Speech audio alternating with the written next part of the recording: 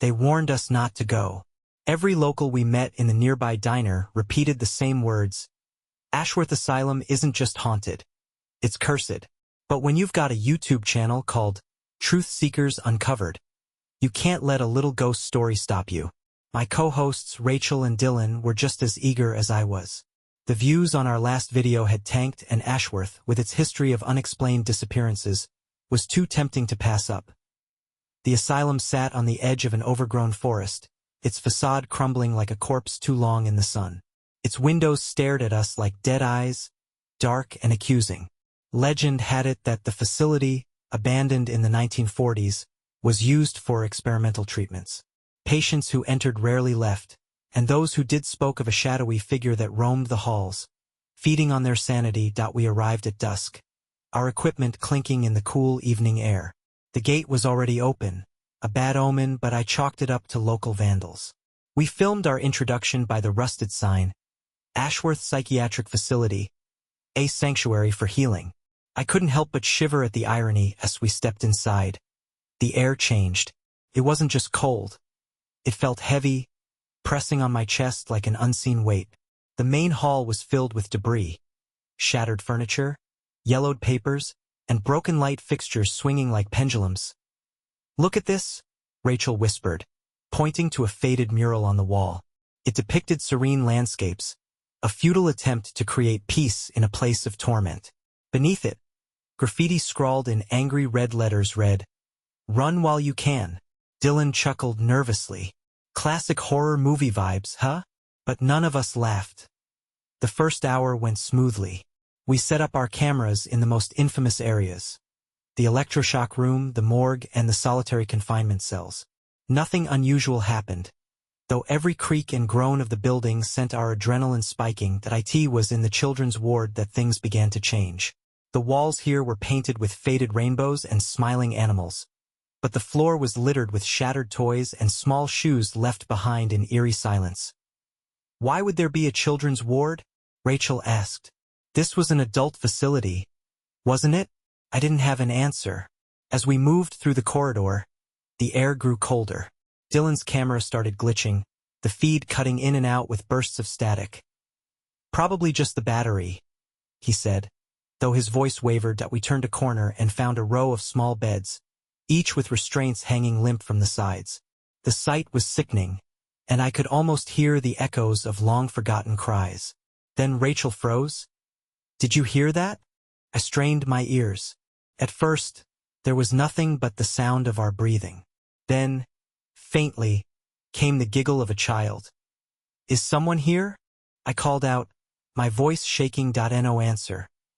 The giggle came again, louder this time. It wasn't playful. It was distorted, like a tape being played backward. Dylan swung his camera toward the sound, but all we saw was a shadow darting across the far end of the room. It moved unnaturally, its limbs bending in ways that defied logic. "Let's get out of here," Rachel whispered, but the moment we turned to leave, the door slammed shut behind us. The slam of the door echoed like a gunshot, making my heart race. Rachel screamed, and Dylan bolted to the door, yanking at the handle. "It's locked," he shouted, his voice laced with panic. "Locked? How?" I stammered. None of the doors in this decaying asylum were supposed to work.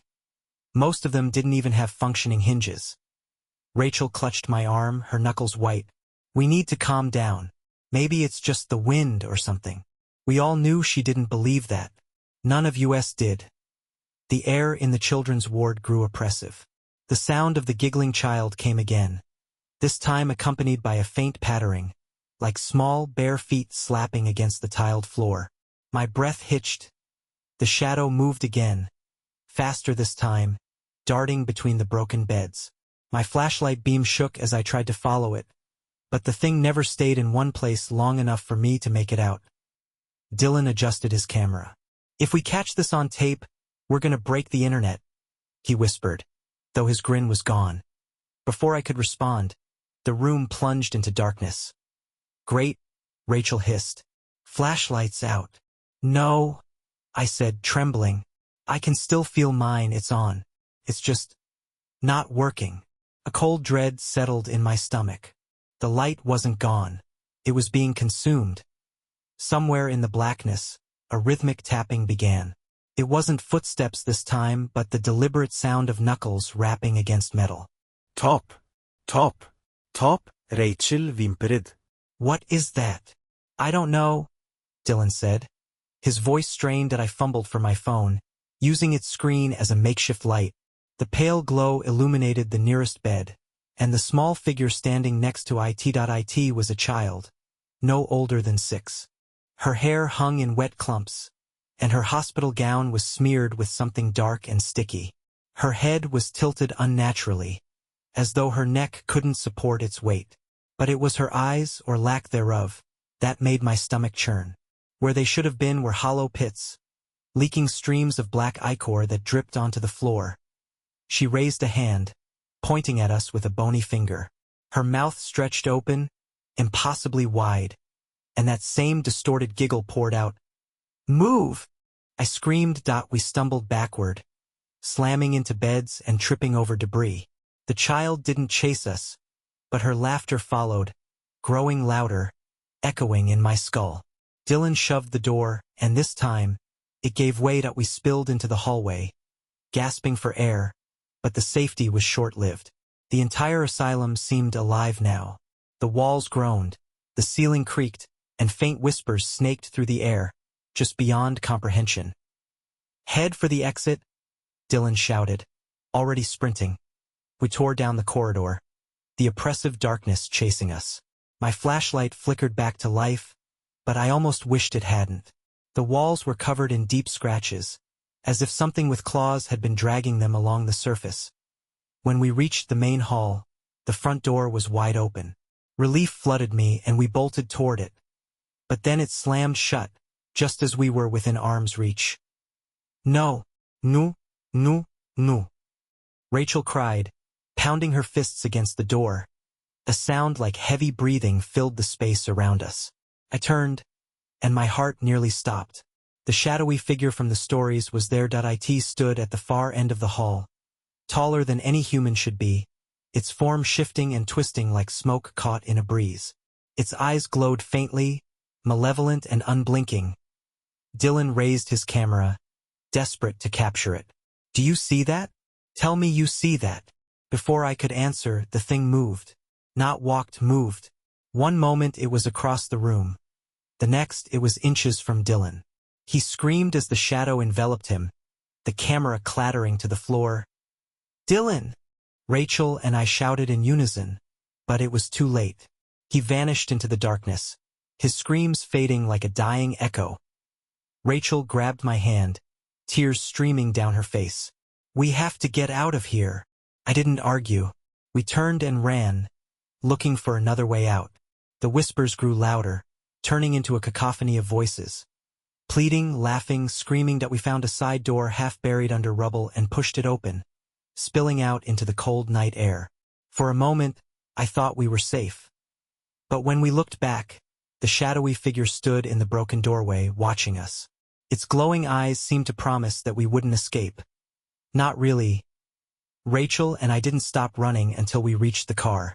We peeled out of the parking lot, leaving Ashworth Asylum behind. Or so we thought. We didn't speak during the drive. Rachel stared out the window, her face pale and expressionless, while I gripped the steering wheel so tightly my knuckles turned white. The rhythmic thrum of the tires on the road was the only sound, but in the back of my mind, I swore I could still hear the whispers from the asylum. We reached the motel just before midnight. Neither of us wanted to be alone, so we booked a double room. Rachel collapsed onto one of the beds, burying her face in her hands. He's gone, she whispered. I didn't respond. What could I say? I kept replaying Dylan's final moments, his screams echoing in my head. My stomach churned with guilt and fear. This wasn't just another abandoned building or a spooky story. Ashworth Asylum was something else entirely. Something evil. I grabbed my laptop, desperate to upload the footage and make sense of what had happened. Dylan's camera had been left behind, but mine was intact. Maybe, I thought, if I could analyze the video it would offer answers, or at least proof that I wasn't losing my mind. As the files transferred, I noticed something strange. The timestamp for the children's ward footage kept resetting. It would play for a few seconds, then glitch, restarting from the beginning. I fast-forwarded, and my heart sank. The video was corrupted, just endless loops of static interspersed with brief, flickering images of the shadowy figure. But one frame froze perfectly clear. It was Dylan. He was staring directly at the camera, his face pale and contorted with terror. Behind him, the shadow loomed, its tendrils wrapping around his body like smoke. "What is that?" Rachel whispered, leaning over my shoulder. Before I could answer, the laptop screen went black. "No, no, no," I muttered, jabbing at the keyboard. The power button didn't respond. Suddenly, the lights in the motel room flickered. Rachel stood abruptly. "This isn't over, is it?" The air grew cold, just like it had in the asylum. I could see my breath fogging in the room. Then the whispers returned. They were faint at first, coming from the corners of the room, but they grew louder, circling us like vultures. "Turn on the lights," Rachel said, her voice shaking. I tried, but the switch didn't work. The whispers turned into a low, guttural growl. "Get out!" Rachel screamed. But there was nowhere to go. The shadow was here. It poured out of the darkened corners, coalescing into a familiar, towering form. Those glowing eyes locked onto us, and for a moment, time seemed to stop. "Why are you doing this?" I shouted, though I wasn't sure who or what I was talking to. The shadow tilted its head, as if amused. Then it began to shift. Shapes formed within its blackness, faces, dozens of them, twisted, screaming, pleading faces. And there, among them, was Dylan. "No!" Rachel cried, reaching out instinctively, but her hand passed through the shadow as if it were smoke. The shadow surged forward, and we both stumbled back. I tripped over the bed and hit the floor hard. The wind knocked out of me. Rachel grabbed my arm, trying to pull me up, but the shadow was relentless. "We're not going to make it," she whispered. I refused to believe that. I fumbled for the bag of equipment, my fingers brushing against something cold and metallic, Dylan's spare flashlight. Without thinking, I turned it on and aimed it at the shadow. To my shock, the beam seemed to hurt it.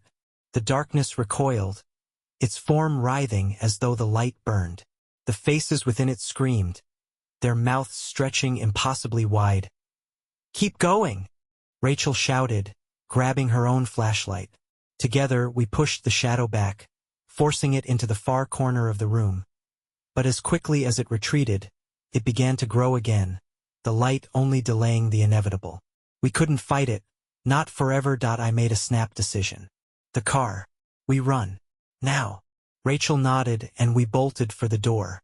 The shadow lunged after us, but the flashlights kept it at bay long enough for us to reach the parking lot. We dove into the car. Slamming the doors shut, I turned the key, and the engine roared to life. As I floored the gas pedal, I glanced in the rearview mirror. The shadow stood in the motel doorway, watching us. Its glowing eyes burned into my soul. We drove until dawn, not stopping until we crossed state lines. Even then, I couldn't shake the feeling that it was still with us, lurking just out of sight. It's been weeks since Ashworth, but I still see the shadow in my dreams. Rachel refuses to talk about it, and we haven't uploaded a single video since that night. Dylan's disappearance was reported to the authorities, but the official story is that he got lost in the woods. I know better. Late at night, when the world is quiet, I hear the whispers again. They're faint, but they're there, calling to me, and I know deep down that the shadow isn't done with me. Not yet.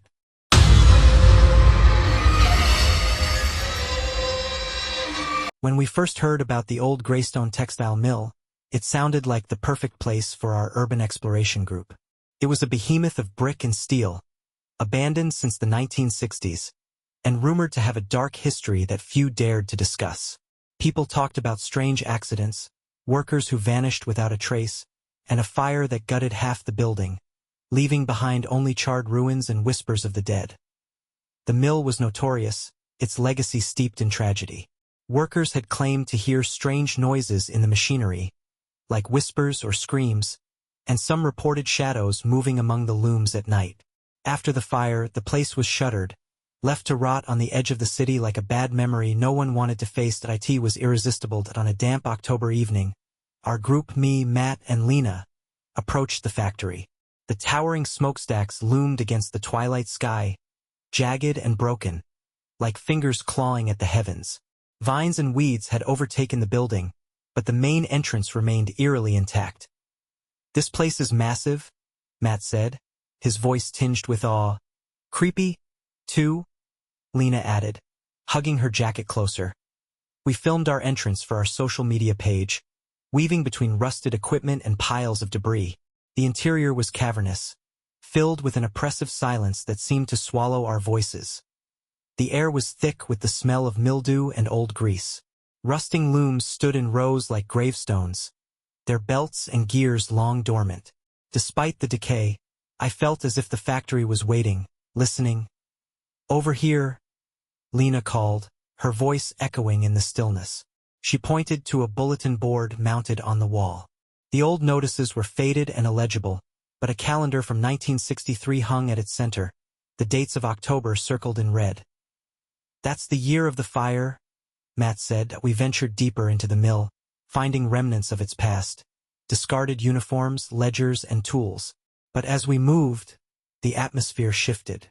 The air grew colder, and an odd hum vibrated faintly beneath the silence, so low it was almost imperceptible. "Do you hear that?" I asked. "Hear what?" Matt replied, but Lena nodded. "It's like a machine running," she said, her brow furrowing. Matt shrugged it off. "Probably just the wind." But it wasn't the wind.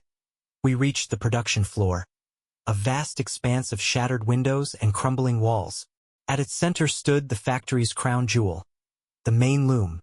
It was enormous, an intricate beast of steel and wood, its gears and rollers coated in dust. "Let's set up here," I suggested, unpacking our gear. We began filming, narrating the mill's history and exploring its shadowy corners. I was about to describe the fire that had supposedly killed dozens of workers when a loud clang echoed through the room. "What was that?" Lena asked, her voice trembling. "Relax," Matt said, holding up his flashlight. "Probably just something falling." But there was nothing nearby that could have made the sound. The hum grew louder. "It's coming from the loom," Lena whispered, pointing that I turned my flashlight toward the massive machine, and my heart skipped a beat. The gears were moving, slowly, almost imperceptibly, but moving nonetheless. "That's not possible," Matt muttered, stepping closer. "This thing's been dead for decades. It doesn't even have power." We stared in stunned silence as the loom groaned to life. Its belts began to turn, and the sound of its operation grew louder, echoing through the mill. Lena grabbed my arm. "We need to leave. Now." But I couldn't move. I was transfixed, watching the impossible unfold. Then, the shadows came. They emerged from the corners of the room, slithering like living smoke. They gathered around the loom, twisting and writhing as if feeding off its motion. "Go!" Matt shouted. Snapping me out of my daze, we turned and ran, our footsteps pounding against the concrete floor. The hum of the loom followed us, growing louder, almost deafening. As we neared the exit, Lena screamed. I turned to see her frozen, staring back at the production floor. "They're following us!" she cried. I glanced back and saw them. The shadows, surging toward us, their forms unnatural and wrong. "Don't stop!" I shouted, grabbing her hand. We burst through the entrance, stumbling onto the overgrown lawn. The night air was cold and sharp, but the hum persisted, vibrating in my chest. When I looked back, the factory loomed in the darkness, its broken windows glowing faintly with an eerie, pulsating light. "We have to go back," Matt said, panting. "What? Are you insane?" Lena snapped. "We left the cameras," he argued. "That footage is everything." "No way," I said. "I'm not going back in there." But as we stood there, arguing, the factory began to change. The glow from the windows intensified, and the faint outline of figures appeared behind the glass. Dozens of them, moving in unison, like workers returning to their shift. For a moment, we stood frozen, staring at the factory as the ghostly figures moved behind the shattered windows. The rhythmic hum of the loom persisted, pulsing like a heartbeat. The figures were indistinct, but their movements were mechanical, jerky, and synchronized. "We're not going back in there," I repeated, gripping Lena's arm. "We barely made it out alive." "We need that footage," Matt argued, his voice tight with desperation. "No one's going to believe us without it." "Let them not believe us," Lena snapped. "Whatever's in there, it's not natural." The glow behind the windows flared, casting the silhouettes in sharp relief. There were dozens of them now, their shapes flickering like static on a broken screen. One of them turned its head toward us, its faceless form staring directly at where we stood. Then it moved, the figure stepped through the broken window like it was stepping through water, its body rippling and reforming on the other side. It was followed by another, and another, until the lawn was crawling with them. Shadowy shapes gliding silently toward us. "Run!" I shouted, grabbing both Matt and Lena by the arms. We bolted across the overgrown lawn toward the road, the shadows gaining on us. My lungs burned, and my legs felt like lead, but fear drove me forward. We reached the car, fumbling with the doors. Matt dove into the driver's seat, and I shoved Lena into the back before scrambling into the passenger seat. "Drive!" I screamed. The engine roared to life and Matt floored the gas pedal. The car skidded onto the road, tires screeching as we sped away from the factory. I glanced out the back window and saw the shadows standing at the edge of the road, their forms flickering in and out like bad television reception. The hum of the loom followed us, faint but unrelenting, as if it was etched into the fabric of the night. We didn't stop driving until we reached the next town. Exhausted and terrified, we checked into a dingy motel, each of us too shaken to speak. Lena sat on the bed, her hands trembling as she held a mug of cheap coffee. "What was that?" she finally asked, her voice barely above a whisper. "Ghosts? Demons? I don't know," I replied, pacing the room. "But it wasn't just our imagination. We all saw it." Matt slumped in the chair, his head in his hands. "We need to go back." Lena shot to her feet. "You've lost your mind. Hear me out," Matt said, holding up his hands. "We still don't know what happened. That place, it's alive. It's like it was trying to show us something." "Show us what?" Lena snapped. "How it kills people." "Maybe it's a warning," he argued. That I shook my head. "A warning doesn't chase you down. It doesn't hunt you." The room fell silent. That night I couldn't sleep. Every time I closed my eyes, I saw the shadows crawling toward us, their faceless forms twisting and writhing. Some point, I drifted off, but my dreams were restless. I was back in the factory, standing before the massive loom. It churned and groaned, spewing threads of inky blackness that stretched into the shadows. Behind it, ghostly figures worked tirelessly, their movements mechanical and lifeless. One of them turned to me, its hollow eyes bored into mine, and a voice whispered in my mind, "Help us." I woke with a start, drenched in sweat. The next morning, I told Matt and Lena about the dream. Matt nodded, his face pale. "I had the same dream," he said. "So did I," Lena added, her voice trembling. "The loom, it's calling to us." Despite our fear, we knew we had to go back. Not for the footage, but for answers. The factory was waiting for us. When we arrived, the air was thick with the same oppressive hum. The glow from the windows was faint now, but it pulsed in time with the loom's rhythm. We stepped inside cautiously, the floor groaning beneath our feet. The production floor was as we had left it, but the shadows were gone. "It's quiet," Lena whispered. "Too quiet," Matt replied. We approached the loom. Its gears were still turning, the belts moving steadily despite the lack of power. Threads of blackness hung from it, twisting and writhing like living things. "Look at this," I said, pointing to the ground. At the base of the loom was a pile of ash and bone, fragments of what looked like human remains. Among them was something shiny, a small, rusted nameplate. That I picked it up and wiped away the grime. The words etched into it made my blood run cold. For the loyal workers of Greystone, their sacrifice fuels progress. Lena gasped. It's feeding on them. The shadows returned, seeping from the walls and floor, gathering around the loom. The hum grew louder, deafening, as if the factory itself was alive and furious. "Run!" I shouted, but the shadows blocked our path. They surged toward us, their forms coalescing into a massive, writhing figure. Its faceless head loomed above us, and a voice like grinding metal filled the air. "No one leaves." Desperation overtook me. I grabbed a metal pipe from the ground and swung it at the loom.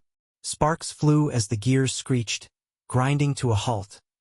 The shadows howled, their forms flickering and dissolving. The hum faltered, and for a moment, everything went still. Then the factory began to collapse. "Go!" Matt screamed, pulling Lena toward the exit. We sprinted for our lives as the walls crumbled around us. The last thing I saw before we escaped was the loom, engulfed in flames, the shadows writhing in agony as they burned that we never went back. The footage was destroyed in the fire, and the factory was reduced to rubble. But the nightmares haven't stopped. Late at night, I still hear the hum, faint and distant, as if the factory is calling me back. And I know, deep down, that it's not over. Not yet.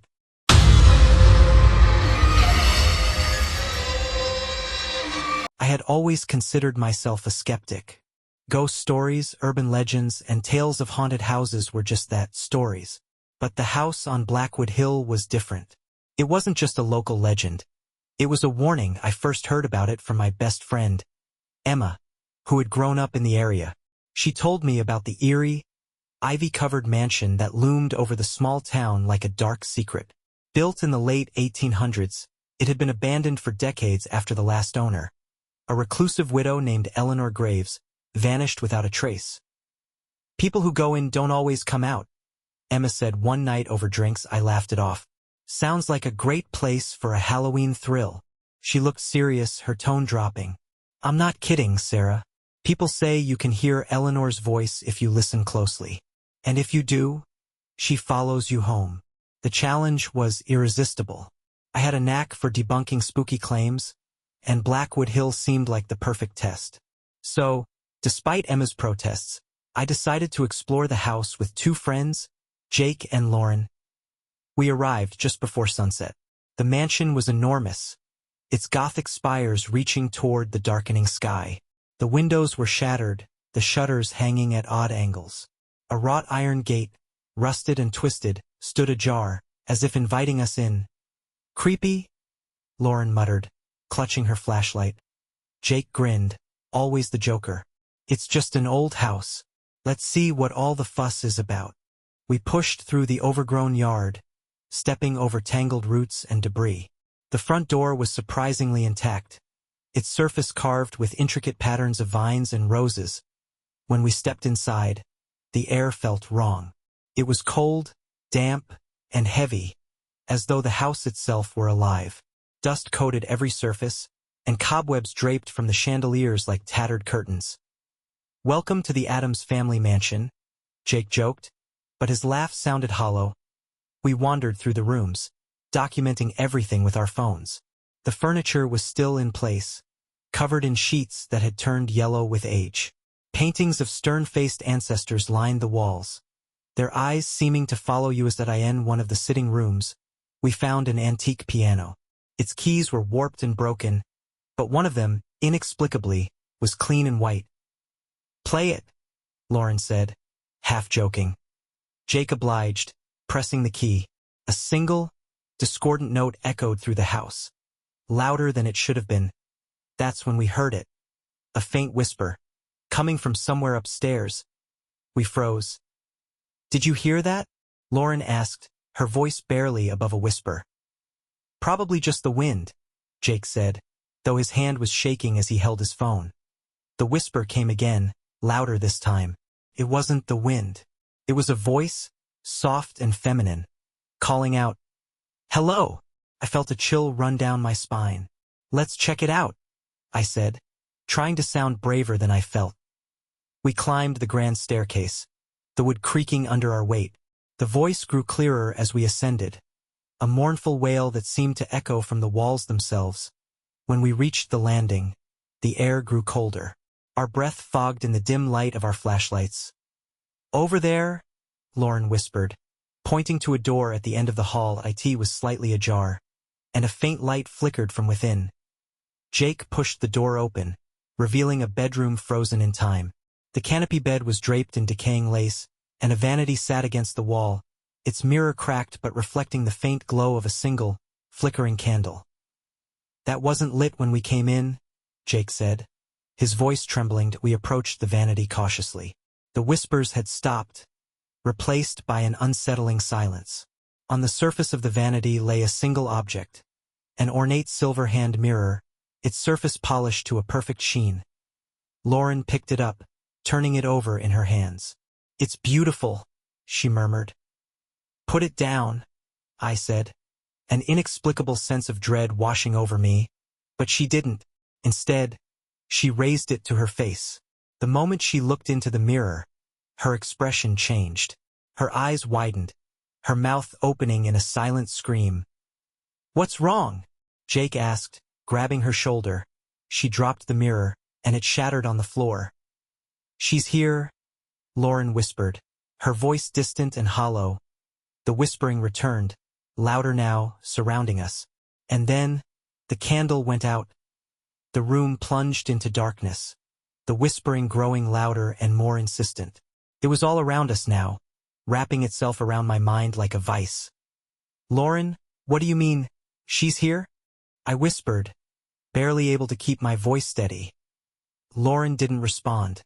She stood motionless, staring at the broken shards of the mirror on the floor. Her breathing was shallow, her eyes wide and unfocused. Jake shook her by the shoulders. "Lauren, snap out of it." She blinked once, slowly, and turned her head to look at him. But it wasn't Lauren looking back. Her pupils were dilated, her expression cold and distant. When she spoke, her voice wasn't hers. It was low, rasping, and tinged with a hollow echo. "You shouldn't have come here." I stumbled back, my flashlight shaking in my hand. What's happening to her? The air in the room grew colder, biting at my skin. The whispers rose into a crescendo, a chaotic chorus of voices, pleading, crying, laughing. The sound was unbearable, and I clapped my hands over my ears. Lauren began to walk toward the vanity, her movements jerky and unnatural. She knelt and reached for a shard of the broken mirror. Jake grabbed her arm. "Stop! What are you doing?" She turned to him, her lips curling into a chilling smile. "She wants to see you," she said. Before Jake could react, the door to the bedroom slammed shut with a deafening bang. "Sarah!" he shouted, pounding on the door. "Help me get this open." I ran to him, pulling at the doorknob, but it wouldn't budge. It felt as if the house itself was holding it closed. Behind us, Lauren began to hum a strange, haunting melody. I turned and saw her standing in front of the cracked vanity mirror, staring into the fractured reflection. Her humming grew louder, and with every note, the air seemed to grow heavier. "Lauren, stop!" I pleaded, but she didn't seem to hear me. The whispering suddenly ceased, replaced by an unnatural silence that pressed against my ears. Then, from the broken shards on the floor, a shadow began to rise. It was a figure. A tall, emaciated woman in a tattered black dress. Her face was obscured by a veil, but her eyes shone like burning coals. "Who are you?" I demanded, my voice shaking. The figure didn't answer. She moved toward Lauren, her movements fluid but unnatural, like smoke caught in a draft. Lauren turned to face her, her expression eerily calm. "She's here," Lauren said again, her voice reverent. The shadow reached out a hand, its fingers long and clawed. Jake grabbed a piece of wood from the floor and swung it at the figure, but it passed right through her. The shadow didn't even flinch. "This isn't real," Jake said, his voice breaking. "This can't be real." The shadow turned its burning gaze to him, and for a moment, the air felt thick and suffocating. Then, with an ear-piercing shriek, it lunged. Jake was thrown backward, slamming into the wall with a sickening thud. I ran to him, but he wasn't moving. Blood trickled from a gash on his forehead. "Jake!" I screamed, shaking him. The shadow turned to me, its veil lifting slightly to reveal a twisted, skeletal face. Its mouth stretched into a ghastly smile, revealing jagged teeth. "You're next," it whispered, its voice like 1,000 nails scraping against glass. Panic surged through me, and I grabbed Lauren's arm, trying to pull her away from the vanity. She resisted, her body rigid.